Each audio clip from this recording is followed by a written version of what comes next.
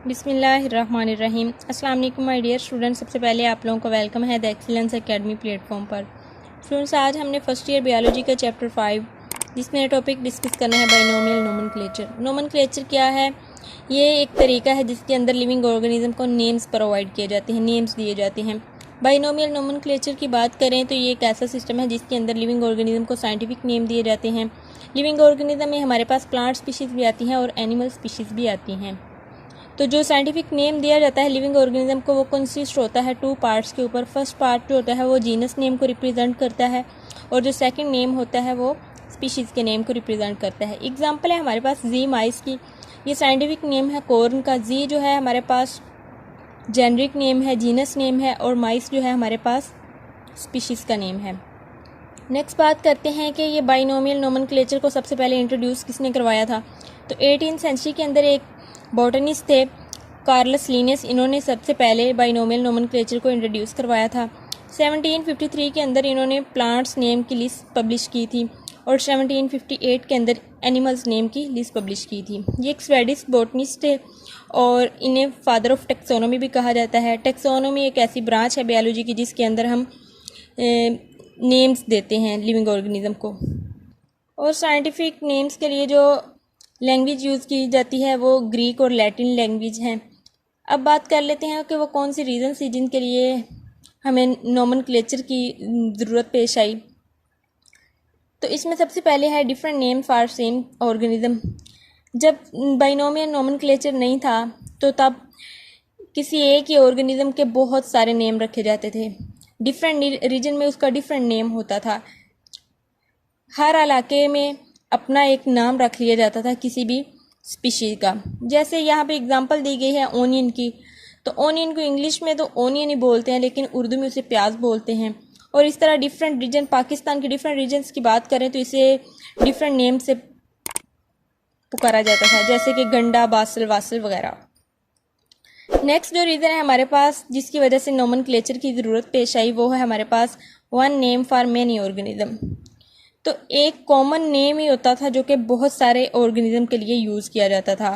तो इस तरह से बहुत ज़्यादा दिक्कत पेश आती थी कि किस तरह से स्पीशीज़ को रिकॉग्नाइज किया जाए। तो इस वजह से ये बाइनोमियल नोमेनक्लेचर की ज़रूरत पेश आई।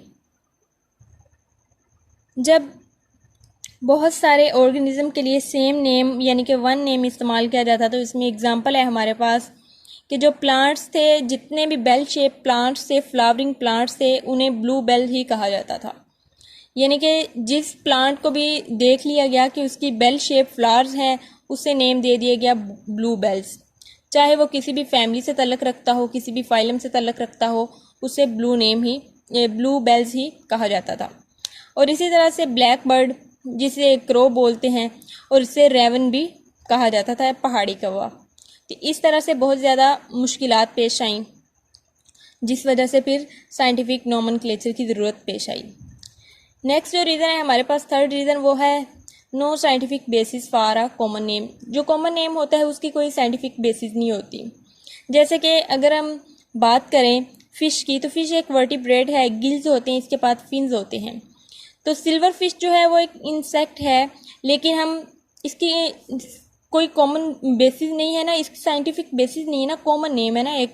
तो इस वजह से ये सिल्वर फिश जो है ये एक इंसेक्ट है लेकिन फिर भी इसे सिल्वर फिश का नाम ही दिया जाता है। इसी तरह से इसका नाम लिखा जाता है, इसी तरह से इसका नाम बोला जाता है क्योंकि कोई साइंटिफिक बेसिस नहीं है, ये एक कॉमन नेम है, कॉमनली यूज़ होता है। इसी तरह जो crayfish, jellyfish, starfish वगैरह भी ये जितनी भी ये डेफिनेशन है फ़िश की उस पर पूरा तो नहीं उतरते लेकिन फिर भी इन्हें फ़िश ही कहा जाता है।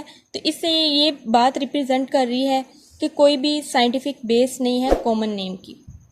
नेक्स्ट बात कर लेते हैं रूल्स फॉर बाइनोमियल नोमेनक्लेचर के, वो कौन से रूल हैं। तो इसमें हमारे पास आता है कि जो भी साइंटिफिक नेम है, हर साइंटिफिक नेम जो है कंसिस्ट करता है 2 वर्ड्स के ऊपर। फर्स्ट वर्ड जो है वो जीनस का होता है, जेनरिक नेम होता है, और सेकंड जो वर्ड है वो स्पीशीज़ का नेम होता है। ये फर्स्ट रूल है हमारे पास। और जेनरिक नेम यानी जीनस नेम हमेशा लिखा जाता है कैपिटल लेटर के साथ। सेकंड वर्ड जो रेफर करता है स्पीशीज़ के नेम को, इसे हमेशा स्मॉल लेटर के साथ रिप्रेजेंट किया जाता है। दोनों जेनरिक और स्पीशीज़ नेम जो हैं ये अंडरलाइज किए जाते हैं या इटैलिक्स में लिखे जाते हैं। अंडरलाइन तब किए जाते हैं जब हम इन्हें हैंड से लिखते हैं, जब इटालियन में लिखें तो तब कंप्यूटर वगैरह में ज़्यादातर लिखे जाते हैं ये नेम। नेक्स्ट, ये साइंटिफिक नेम ऑफ ओनियन की बात की गई है कि इसका साइंटिफिक नेम जो है इलियम सीपा है। तो जो इलियम है यहाँ पे ये जीनस है, आप देख सकते हैं कि इसका फर्स्ट वर्ड जो है कैपिटल है और सीपा जो है ये स्पीशीज नेम है, इसका फर्स्ट वर्ड जो है वो स्मॉल लेटर है। नेक्स्ट, ह्यूमन बीइंग्स का साइंटिफिक नेम है होमो सैपियंस। पोटैटो का नेम है सोलानम ट्यूबरसम। टमाटो का नेम है लाइकोपर्सियम एस्कुलेंटम और ब्रिंजल का नेम है सोलानम मिलेंजीना। ये है हमारे पास साइंटिफिक नेम, कुछ स्पेसिफिक साइंटिफिक नेम रिप्रेजेंट किए गए हैं यहाँ पे। और जो साइंटिफिक नेम है ये हर स्पीशीज़ के लिए स्पेसिफिक है, ऐसा नहीं है कि कोई एक स्पीशीज़ है और उसके बहुत सारे साइंटिफिक नेम है, हर एक के लिए स्पेसिफिक नेम है। तो ये था स्टूडेंट आज का हमारा लेक्चर, और इसमें हमने अभी बात करनी है शॉर्ट क्वेश्चंस और एमसीक्यूज़ की। तो ये जो आपके सामने साइंटिफिक नेम लिखे हुए हैं ये हमारे एमसीक्यूज़ हैं, यहाँ से एमसीक्यूज़ बन सकता है। और जो शॉर्ट क्वेश्चन में हमारे पास आ सकता है क्वेश्चन वो है कि बाइनोमियल नोमेनक्लेचर को डिफ़ाइन करें या बाइनोमियल नोमेनक्लेचर के रूल्स लिखें। ये तमाम शॉर्ट क्वेश्चंस बन सकते हैं कि रीजंस आ सकती हैं, हमारे पास ये शॉर्ट क्वेश्चंस हैं। एमसीक्यूज़ में पूछा जा सकता है कि सबसे पहले इंट्रोड्यूस किसने करवाया बाइनोमियल नोमेनक्लेचर। ये था हमारा आज का लेक्चर। होप सो आपको लेक्चर अच्छा लगा होगा। काइंडली आप मेरे चैनल को लाइक, शेयर एंड सब्सक्राइब करें and stay connected for more videos. Thank you so much. अल्लाह हाफिज़।